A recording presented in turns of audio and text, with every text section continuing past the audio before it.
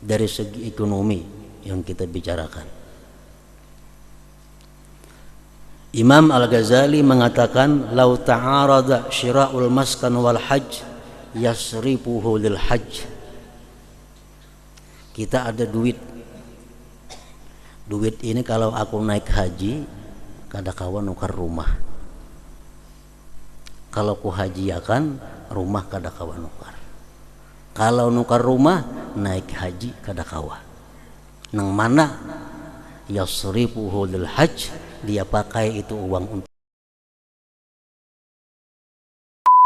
Para muhibbin rahimakumullah, As-Tsani wal Ishrun min Suwaril Quran, Suratul Hajj, Madaniyatun, ayatuha 78. Yang ke-22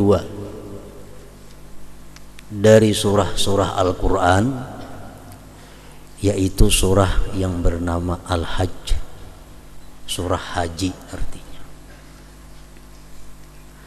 Surah haji ini madaniyatun, diturunkan di Madinah. Ayatuha 78, ayat-ayatnya berjumlah 78 ayat. Surat yang ke-22 ini dinamakan dengan surat Al-Hajj karena di dalamnya ada menceritakan tentang haji, sehingga dinamakan surat Al-Hajj, yaitu firman Allah Subhanahu wa ta'ala, "Wa azzim bin nasi bil hajj ya'tuka rijalan wa 'ala kulli dhamirin ya'tina min kulli fajjin amiq." Begitu Nabi Ibrahim alaihissalam selesai membangun Ka'bah, Allah memerintahkan kepada Nabi Ibrahim, "Wa adzim bin nas bil hajj." Serukan, beritahukan pada seluruh manusia dengan haji. Niscaya datang mereka kepada engkau berjalan kaki, dan ada yang bertunggangan. Mereka datang dari segala penjuru yang jauh. Ini Allah memerintahkan kepada Nabi Ibrahim untuk mengumumkan kepada manusia dengan berhaji. Nabi Ibrahim berkata, "Wa ma yablughu sauti." Tidak sampai suaraku ya Allah. Mun aku baku ciak, berapa kemudian mendengar ke mana ada sampainya.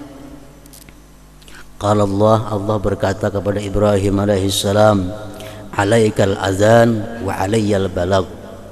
Ikam tugas cuma menyampaikan, umumkan. Urusan menyampaikan kepada makhluk itu urusanku.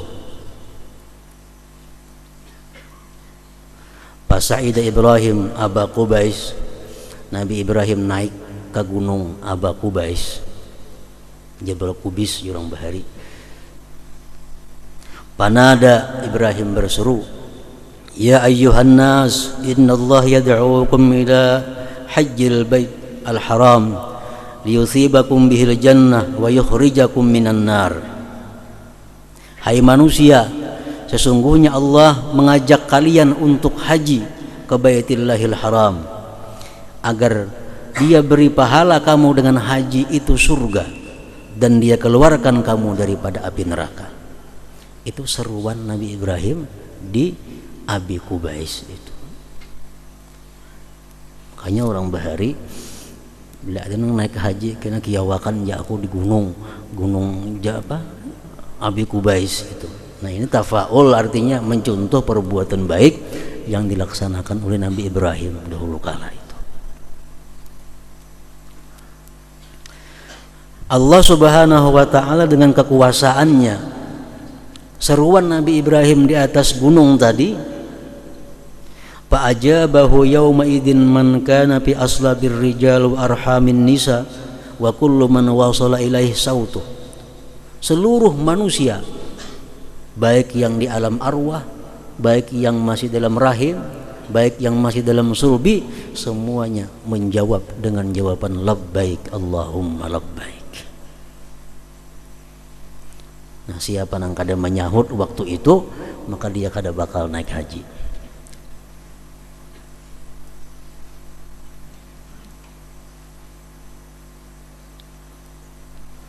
Mujahid berkata, setiap yang mendengar seruan Ibrahim itu pasti dia menyahut dengan labbaik Allahumma labbaik. Bila menyahutnya sekali, berarti naik hajinya sekali seumur hidup. Bila labbaiknya 2 kali, berarti 2 kali ingin naik haji seumur hidupnya. Bila banyak labbaik, nah banyak juga naik hajinya kayaknya. Jadi tergantung sahutan kita di alam arwah itu. Para muhibbin rahimakumullah. Al-hajju ahadu arkanil Islam. Haji itu adalah salah satu rukun Islam. Yang kelima, semuaan sudah tahu. Yajibu fil umur marratan wahidah ala man istata'a ilaihi sabila. Naik haji itu wajib seumur hidup sekali. Itu pun bagi yang mampu melaksanakannya.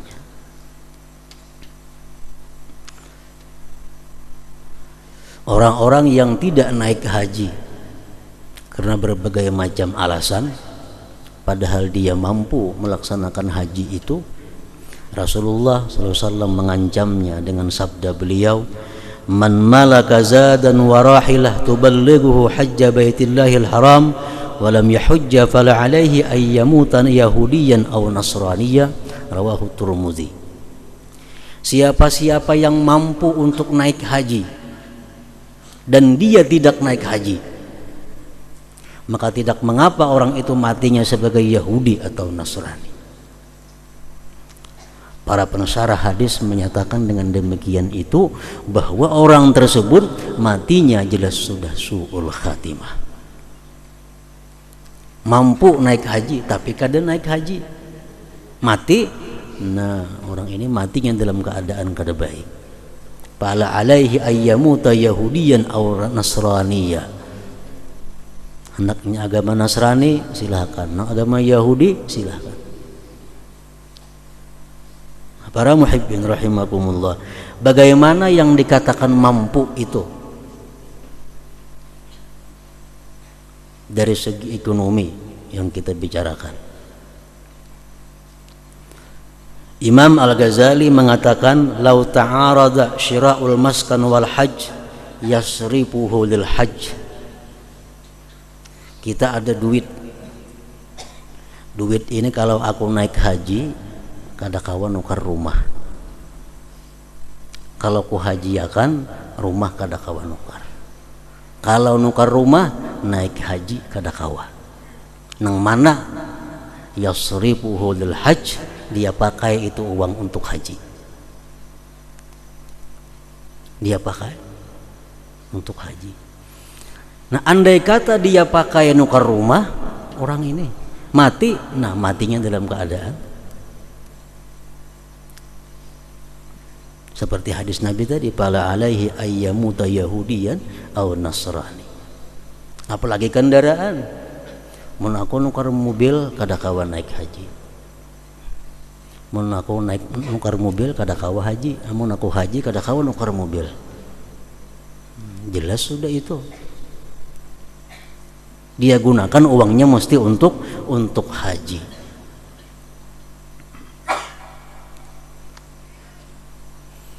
Lain kalau kawin.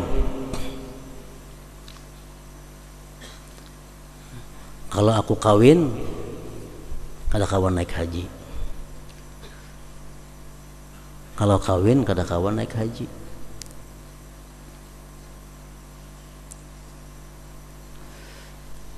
Kalau haji kada kawa kawin.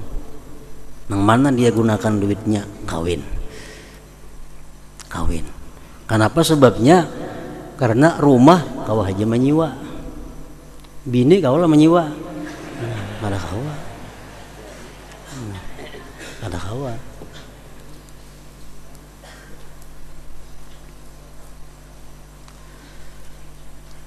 Satu contoh tadi. Wa qala ba'du Syafi'iyyah yajibu bai'ul maskan lil hajj wa yaktafi bil iktira wajib seseorang itu menjual rumah. Kalau rumah itu dijual mampu untuk naik haji, dan dia cukup dengan menyewa, mengontrak. Misal kita dapat warisan ke rumah sebuah, nah rumah ini mau jual kawah haji, tapi gimana begana? Jual, nyewa. Yaktafi bil iktira, cukup dengan menyewa atau mengontrak. Artinya kalau inya kada menjual rumah digunakannya, inya kada naik haji, mati ada tanggungan haji dalam dirinya. Itu beratnya. Berarti dia membawa hutang matinya. Yajibu bai'ul maskan lil hajj wa yaktafi bil iktira, dia wajib menjual tempat tinggalnya untuk naik haji dan cukup dengan menyewa. Apalagi motor mobil maginnya mesti motor kijang, naik haji kada, nah apa menunggang kijang itu.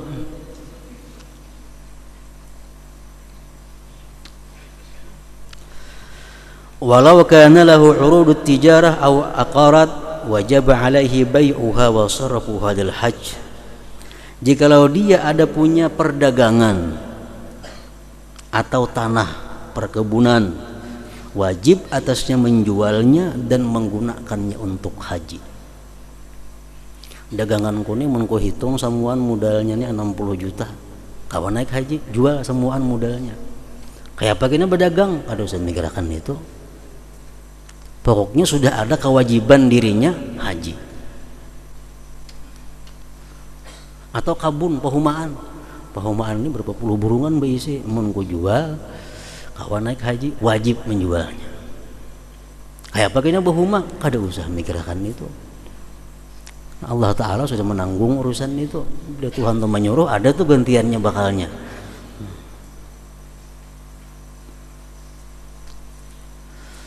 Nah, para muhibbin rahimakumullah. Qala Rasul sallallahu alaihi wasallam, al-hajjul mabrur laisa lahu jazaa illa al-jannah, rawahu at-Tabarani. Wa qala ba'du syurrahi hadzal hadis bi ghairi sabiqati azab. Haji yang mabrur, yang diterima Allah, tidak ada balasan baginya melainkan surga. Maksudnya ada dia masuk surga tanpa merasakan azab Allah. Orang yang hajinya itu mabrur, dia masuk surga tanpa melalui azab. Bi ghairi sabiqati azab. Itu hadiah yang diberikan Allah kepada orang-orang yang berhaji mabrur tadi. Nah, jadi andai kata seseorang ini punya harta yang cukup dia naik haji, tapi kada naik haji, mati orangnya. Nah, harta ini jangan dibagi dahulu waris sebelum disisihkan untuk naik haji, dihajiakan. Kada boleh diwaris semuaan, karenanya ada hutang dengan Allah Subhanahu wa Ta'ala. Misalnya bisi rumah nilainya 100 juta, kada naik haji, mati. Nah, rumah kada kawa diwaris semuaan, disisihkan untuk dihajikan.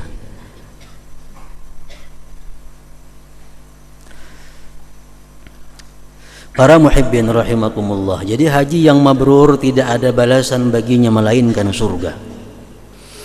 Wa qala ba'dul ulama alamatul qabul an yarji'a khairan mimma kan wa la yu'awidul ma'asi.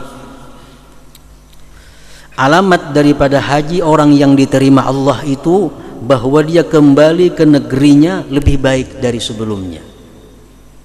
Lagi belum naik haji, kada tapi berjamaah sembahyang.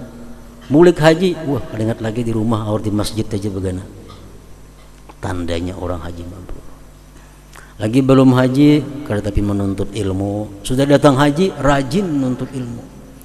Lebih baik daripada keadaan sebelumnya. Wala yu'abidul ma'asi, dan dia tidak mengulangi maksiat kepada Allah. Itu haji yang mabrur tandanya. Jadi kalaunya sesudah haji dengan sebelum haji kelakuan itu kada ada perubahan, nah hajinya ini masih diragukan kemabrurannya. Apalagi babangat pada sebelum haji, makin diragukan lagi ini orang.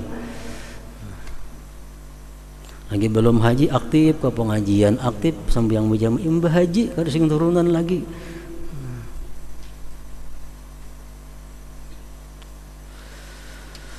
Wa qala al-Hasan al-Basri fil hajj mabrur ay yarji'a zahidan fid dunya raghiban fil akhirah. Al-Imam Hasan al-Basri mengatakan bahwa orang yang haji mabrur itu bahwa dia kembali ke negerinya zuhud pada dunia dan gemar pada akhirat. Dulunya ke pasar jam 9 bulik pukul 4 belum haji. Mbak datang haji jauh, turunnya pukul 11 bulik pukul 3. Zuhud pada dunia, gemar pada akhirat. Di ukuran haji kita nih mabrur kada kira-kira nih. Ujar Hasan Basri mengatakan bahwa ayyarji'a zahidan fid dunya raghiban fil akhirah. Orang yang haji mabrur itu dia zuhud pada dunia, gemar pada akhirat. Kenapa sebabnya demikian? Para ulama membahas, meneliti itu adalah ternyata orang yang haji mabrur itu roh orang tersebut sudah kontak dengan surga. Roh orang yang haji mabrur itu sudah melihat kenikmatan-kenikmatan surga, lalu nya mantah dalam dunia ini. Kita nang cinta kepada dunia, kita nang mati-matian mengapung dunia ini karena hati kita belum melihat surga. Mata hati kita belum bisa memusahadahkan surga itu. Cuma hanya mendengar kisah-kisah surga itu jaminin.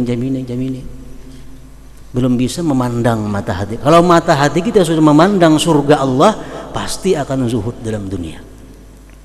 Nah, orang yang haji mabrur, kata Rasulullah tadi, laisa lahu jaza illal jannah, tidak ada balasan baginya melainkan surga. Hajinya mabrur, hatinya, rohnya sudah di surga hendaknya. Dalam dunianya tinggal tubuhnya. Lalu malas mencari dunia, sukanya beribadah, sukanya berbuat baik. Kenapa? Karena rohnya, hatinya sudah melihat dengan surga Allah Subhanahu wa ta'ala. Ini haji mabrur tadi.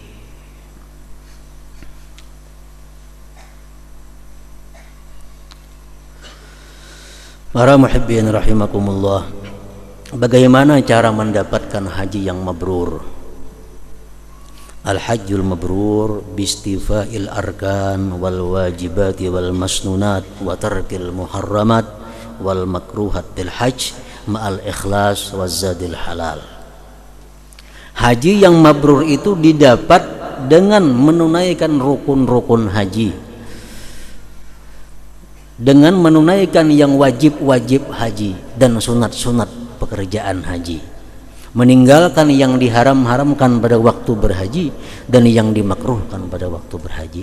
Ditambah lagi niatnya, motivasinya haji itu adalah ikhlas karena Allah dan biayanya, ongkosnya daripada harta yang halal. Duitnya halal, berangkatnya ikhlas, pengamalan manasiknya sempurna. Nah, ini orang sudah dapat haji yang mabrur. Para muhibbin rahimakumullah, surah Al-Hajj ini banyak pula memberikan nasihat, petunjuk kepada kita sebagaimana surat-surat Al-Quran yang lainnya. Di antaranya dalam ayat 11 surah Haji disebutkan firman Allah, wa minan nasi may ya'budullaha ala harf fa in asabahu khairun itma'anna bih wa in asabahu fitnatun inqalaba ala wajhihi khasirat dunya wal akhirah dzalika huwal khusranul mubin. Allah memberikan petunjuk kepada kita, menjelaskan sebahagian manusia ada yang masuk Islam, ada yang beribadah, ada yang menyembah Allah atas harpin, atas tepi dari agama. Tepi pinggir parak lawan gugur, pinggir parak lawan gugur. Inya ini menyembah Allah, inya beragama Allah di tepi, di sisi. Nah, lalu akibatnya apabila menimpa akan dia kebaikan, kemakmuran, dia tenang dengan Allah. Kalau awaknya sihat, kalau rezekinya makmur, keadaannya tenang, keadaannya bahagia, ini lurus di jalan Allah. Dan jika mengenai akan dia satu cobaan, dia berpaling daripada Allah. Rugi ini orang dunia akhirat, dan itu kerugian yang nyata. Ayat 11 surah Al-Hajj. Ini orang yang Islamnya cuma di pinggir. Sebahagian manusia ada yang demikian, dia beribadah kepada Allah, dia rajin menuntut ilmu, dia rajin sembahyang sunat kalau keadaannya makmur, keadaannya tenang, keadaannya bahagia. Bila sudah keadaannya susah, keadaannya sempit, lalu ingkar kepada Allah Subhanahu wa taala, melanggar hukum Allah Subhanahu wa taala. Contohnya saling banyakan ini. Nah, ini ayat mulanya turun kepada orang-orang Arab. Dia masuk Islam. Begitu masuk Islam, hartanya luas, rezekinya diluaskan Allah, badannya disihatkan Allah, anak istrinya dibanyakan oleh Allah. Dia senang masuk Islam. Begitu dicoba oleh Allah, anak istrinya mati, hartanya habis, dia meninggalkan Islam. Dia berpaling kepada Allah. Nah, ini orang-orang yang hidup ekonominya bagus, kesehatannya bagus, dia takwa kepada Allah. Bila sudah kepipit, hutang banyak, macam-macam, berpaling kepada Allah. Dalam keadaan susah, kada tahu lagi haram kah, nang kaya apakah, nang penting jangan susah. Nah, ini masuk ayat ini. Orang itu rugi dunia akhirat. Berdagang bagus, berusaha bagus, begitu kesusahan mencari modal ngalih, minjam duit nang berbunga kasih Tuhan mari. Dikiranya itu kebaikan, dikira bisa mengatasi masalah, padahal dengan minjam duit berbunga itu menambah masalah. Itu Allah mengatakan demikian. Yang paling benar adalah Allah. Orang yang mengatasi masalah dengan satu maksiat itu menambah masalah, bukan meringankan masalah. Dulunya kada kenal lawan dukun karena makmur hidupnya. Begitu kehilangan kasih tukang maling cari dukun, lupa kepada Allah. Nah, ini masuk dalam ayat ini. Bila susah lupa lawan Allah,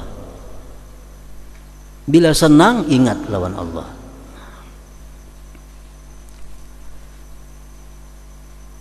Khasirat dunia wal akhirah, itu orang rugi dunia akhirat.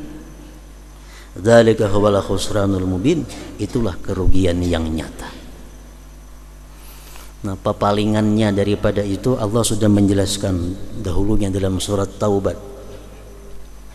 Falamma atahum min fadlih bakhilu wa tawallaw wa hum mu'ridun. Ini sebaliknya. Orang susah hidupnya. Waktu dia susah bagus ibadahnya, lurus hidupnya. Begitu dia melimpah harta, berlimpah jabatan, macam-macam kenikmatan Allah, akhirnya dia bakhil dan berpaling daripada Allah. Ada juga macam itu. Lagi bisa kios di muka rumah bagus, yang berjamaah kamu salah kalanggar, pengajian turun, membagi kios ampe betuko di pasar, lalu kada ingat lagi begana dagangannya. Kita masuk orang yang berpaling dari Allah.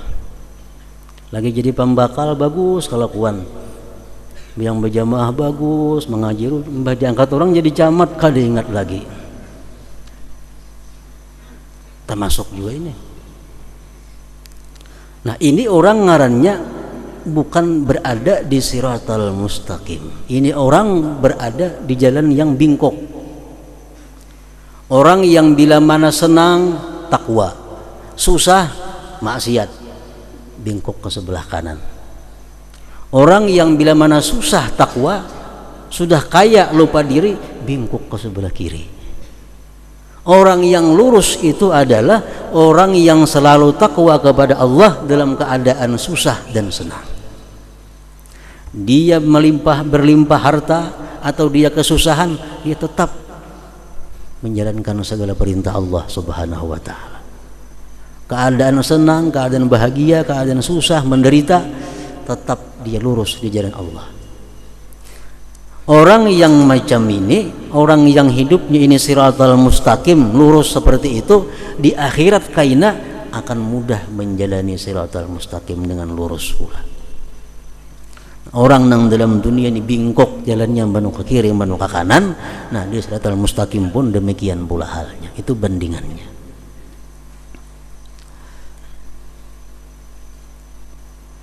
Ini ayat dalam surat Taubah ini diturunkan pada sahabat Nabi Sa'labah yang terkenal itu.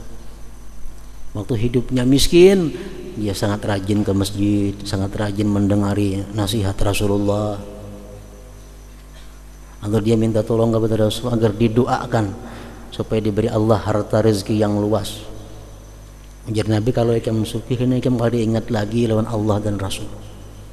Kada ya Sa'labah.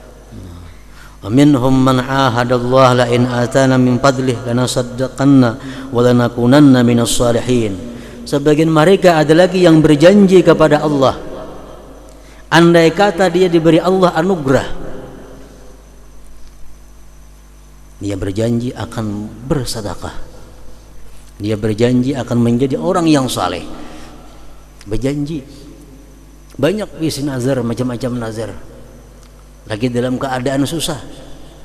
Nah, falamma atahum min fadlih, manakala Allah berikan mereka daripada anugerahnya, manakala luas rezekinya, dia menjadi orang yang kaya, bakhilu bihi, dia kikir dengan kekayaannya. Sa'labah bayar zakat saja kulir, bayar zakat saja kada mau. Padahal orang yang sangat takwa asalnya, orang yang sangat dekat dengan Rasulullah SAW. Tapi karena dia digoda oleh kekayaan, akhirnya dia menjadi orang yang murtad, yang keluar daripada agama Islam. Itulah fitnahnya harta. Wahum mu'ridun, dan mereka berpaling daripada Allah Subhanahu wa ta'ala dan Rasulnya. Nah, para muhibbin rahimakumullah, bagaimana caranya supaya kita ini tetap di jalan yang lurus? Artinya dalam keadaan senang kita kadang menyimpang, dalam keadaan susah kita kadang menyimpang, tetap di jalan Allah. Caranya yang demikian adalah yang pertama, memperkuat keimanan kepada Allah Subhanahu wa ta'ala. Yang kedua, jangan jauh daripada ulama dan orang yang saleh, karena itulah tempat bertanya, tempat bermusyawarat, tempat batakun, tempat minta saran. Kalau orang yang hidupnya kada kenal dengan ulama, kada kenal orang-orang saleh, sulit untuk bisa berada di jalan yang lurus. Mengetahui hukum lewat buku kada cukup. Mendengar ceramah lewat televisi, radio kada cukup. Karena kadang-kadang masalah yang kita hadapi kada termasuk dalam ceramah-ceramah itu. Dan jadi oleh karena itu, agar kita bisa jalan yang lurus, bisa lampang dalam keadaan susah, dalam keadaan senang, jangan jauh daripada orang-orang saleh dan daripada ulama. Itulah kuncinya. Dengan sebab mereka-mereka itulah kita akan bisa lurus di jalan Allah Subhanahu wa ta'ala. Nah, para muhibbin rahimakumullah, mudah-mudahan Allah tetapkan hati kita di jalannya siratal mustaqim. Wa ila hadratin Nabi sallallahu alaihi wasallam. Al-Fatihah.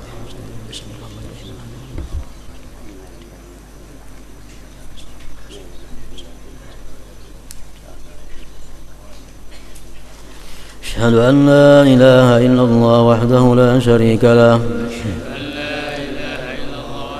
وأشهد أن سيدنا محمدا عبده ورسوله